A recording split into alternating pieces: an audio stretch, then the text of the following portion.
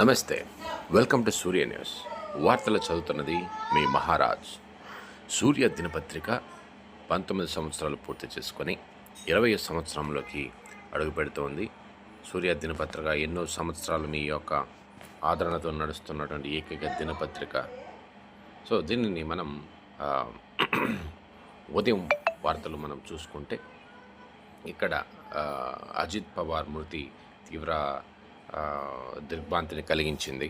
విమాన ప్రమాదంలో మహారాష్ట్ర ఉప ముఖ్యమంత్రి అజిత్ పవార్ మృతి. సో సంతాపం తెలియచేసిన ఏపీ క్యాబినెట్ విమాన ప్రమాదంలో మహారాష్ట్ర ఉప ముఖ్యమంత్రి అజిత్ పవార్ మృతి తెలియడంతో క్యాబినెట్ భేటీ ప్రారంభ సమయంతో అజిత్ పవార్ విమాన ప్రమాద ఘటనను ముఖ్యమంత్రి నారా చంద్రబాబు నాయుడు ప్రస్తావించి ఏపీ క్యాబినెట్లో విచారం వ్యక్తం చేసి మౌనం పాటించారు.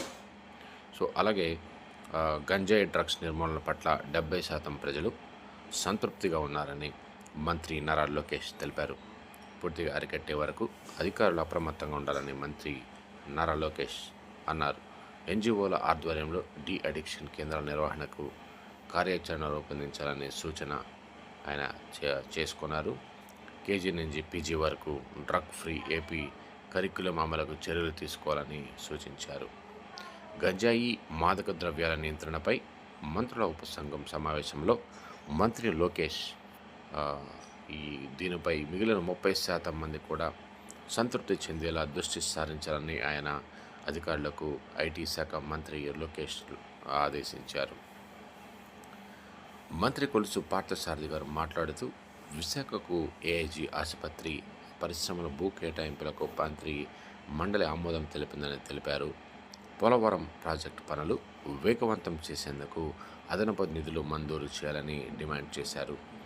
విశాఖలో ఏఐజీ ఆసుపత్రి ఏర్పాటుకు 9 ఎకరాల భూమి కేటాయింపు, అలాగే టిడ్కో ఇళ్ల మౌలిక వసతుల కోసం 4,450 కోట్ల రుణాలకి ప్రభుత్వ గ్యారంటీ అనేది ఉంటుందని ఆయన అన్నారు. అమరావతిలో వీధిపోటు ప్యాట్ల స్థానంలో వేరేవి ఇచ్చేందుకు రైతులకు అవకాశం అన్నారు. అంతర్జాతీయ అథ్లెట్ జ్యోతి ఎర్రాజీ గ్రూప్ అని ఉద్యోగం ఇంటి స్థలం కేటాయించనున్నారు.